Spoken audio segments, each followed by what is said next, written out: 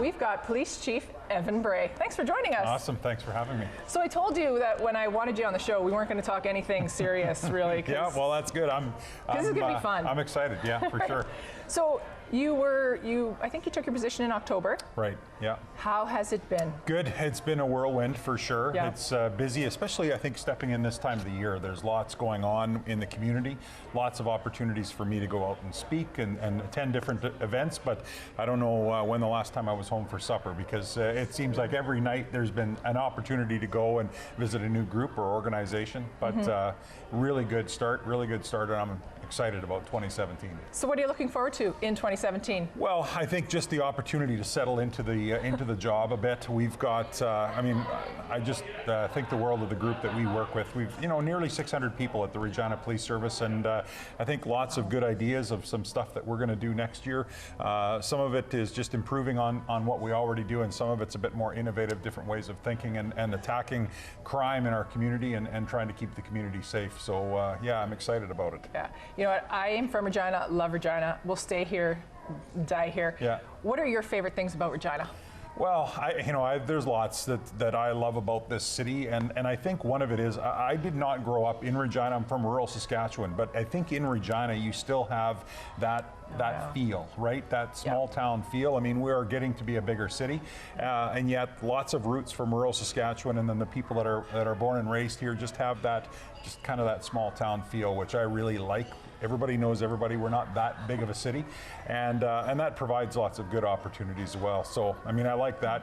I'll throw in the riders and all the exciting other things as well, but generally speaking, I think it's an awesome city. Yeah. Well, if you threw in the riders, we got to talk about the Regina Pats. Yes. Aren't they doing amazing? No kidding. It's so nice to see, and some good crowds and excitement at the rink. So that's awesome for sure. Always happy to see that. So in that area, because we're talking riders, we talk about like Mosaic Stadium is right there. We're going to be opening up with that new concert. Guns N' Roses. I know, it's exciting. That takes me back to my youth, I have to say. I know, me too. Yeah, I graduated in 1988, so Sweet Child of Mine is like, that's an anthem of the decade, So yeah, there's lots of excitement around that. Yeah, I clearly remember driving someone's Corvette down Arcola, blasting Guns N' Roses. Someone's Corvette. That's a little unnerving to me. Did you steal the Corvette, or did they know you had it? They know I had it. Okay. Like, actually, can you believe they gave it to me to drive?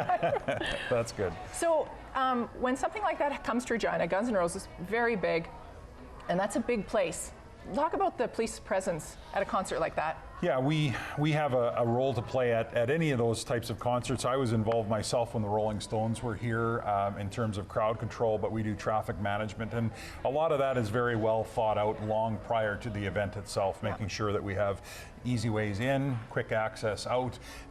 Regina is a city that we're not used to traffic congestion, so it's always a challenge to be able to make sure that we can get people in and out of the event smoothly, but then of course while the event is happening as well, making sure we've got security for everyone that's there, working well with their security staff, and a lot of planning goes into it. In fact, planning is already underway for that concert. Yeah. Have you ever had anything really bad happen? No, like not at a concert. We're involved very closely at Saskatchewan Rough Rider home games as well, at concerts that come to town, and in the last few years we've seen some fairly big concerts come to Regina, but they've all been really good, and I think it just speaks to the type of crowd that we have going to those concerts, really just there to have a good time and enjoy the music, and so we're there just to make sure everything runs smooth. Good. Yeah. Now, I might get a little serious here for a minute, but I love Regina, and I think that 90% of the people in Regina are amazing, beautiful people, and there's obviously those 10% or less that are maybe bad or bad eggs. But you guys see 100% of it. How do you keep your men yourself up? Like, I mean, you see some of the worst. Yeah. That's true. I think the one thing that I will say is we don't necessarily just deal with, it's not just bad people, it's a lot of times good people in a bad situation. Good point. It's good people who have made a mistake, or it's people who have got challenges in their life like addictions or something else that they're making choices based on something that could be contributed to an illness or a way of life or something like that. And I think being able to have that mindset, being able to understand that every time we step into a situation, it's an opportunity to help people. Really, that's what policing is all about. And yes, we deal with people at times in their life where there's usually crisis. There's not always happiness when we show up on scene because something has happened that's brought us there. But the ability to make an impact, the ability to see the impact that has really does, I think, permeate through the members of our police service, the women and men that do this job, I think, draw a lot of satisfaction from that, and you have to look at it that way because you are making a difference. Good. That's a great answer. Yeah. So it's, you know, New Year's. Did you make a New Year's resolution? Well, let me tell you, I signed up. We have the Regina Police Service has a half marathon, and I signed up for it. Probably the worst decision I've made as chief of police to sign up to run the half marathon.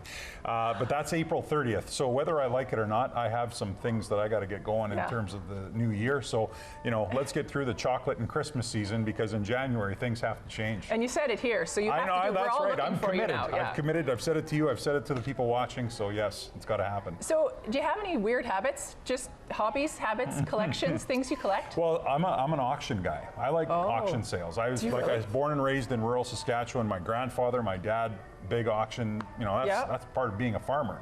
And so I'm drawn to auction sales. In fact, you'll find me from time to time at a Saturday auction sale with nothing really that I need, but go home with something in the vehicle that whether I need it or not. What's the weirdest thing you've collected? Well, I bought a Pepsi cooler not that long ago, and you know, that looks good in the garage. I don't know if my wife agrees with me, but I think it looks great in the garage. Put some Pepsi in it or whatever. It does. But yeah, things like that, pretty neat.